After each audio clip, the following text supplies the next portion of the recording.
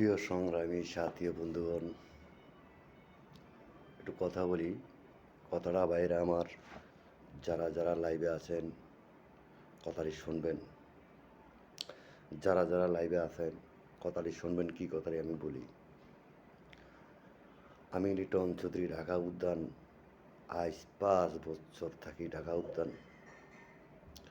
ঢাকা উদ্যান এরিয়ার ভিতরে 5টা বছর ঢাকা উদ্যান থাকি। আমি রাস্তা দিয়ে হাঁটতে গেলে, কোনো চার দোকানে চা খাইতে গেলে, কোনো জায়গায় যাইতে গেলে, রিক্সা দিয়ে যাইতে গেলে, অটো দিয়ে যাইতে গেলে, বা কোনো জায়গায় কাজে যাইতে গেলে, বা কোনো রাস্তায় চার দোকানে যদি রাস্তা দিয়ে একটা চা খাইতে যাই, আমাকে মানসিকভাবে অত্যাচার করে। প্রিয় ভাইয়েরা আমারে মানসিকভাবে অত্যাচার করে।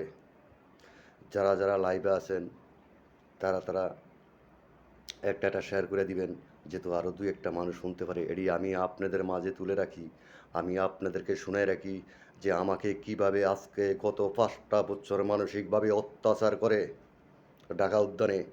এখন বর্তমানে ঢাকা উদ্যান ছেড়ে তুরাকে অত্যাচার করে। আমি টাকা দিয়ে কিনা চা খাই, আমি টাকা দিয়ে কিনা যে কোনো খাবার খাই, আমি টাকা দিয়ে আমি অটো দিয়ে যাই, রাস্তা দিয়ে আড়াচলা করি, আমার পকেটের টাকা বাইঙ্গে আমি খাই। আমাকে মানসিকভাবে অত্যাচার করে। তবে আমি আপনাদেরকে এটি জানিয়ে রাখলাম, কোনো একদিন কেউ যে কখনো না বলে যে লিটন চৌধুরী খারাপ। কোনো একদিন কেউ যে কখনো না বলে যে লিটন চৌধুরী খারাপ।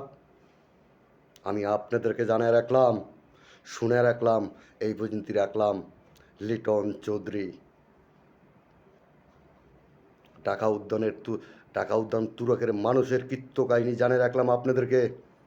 আপনারা সারা বাংলাদেশের মানুষ শুনবেন এবং সারা বিশ্বের মানুষ শুনবেন যে তুরাগের মানুষ কী ধরনের খারাপ, কী ধরনের লিটন চৌধুরী অত্যাচার করে, তুরাগের মানুষ কী ধরনের খারাপ আলোচন করে লিটন চৌধুরীর সাথে।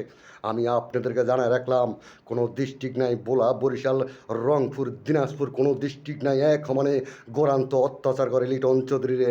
ময়মনসিং, নোয়াখালী, কুমিল্লা, বান্দরবন, কোনো ডিস্ট্রিক্ট নাই, সব ডিস্ট্রিক্টের মানুষের লিটন চৌধুরী ঢাকা উদ্যান তুরাগ রুমের ভিতরে অত্যাচার করে, রাস্তা দিয়ে আনন্দে অত্যাচার করে, বাসার ভিতরে অত্যাচার করে, মানসিকভাবে অত্যাচার করে।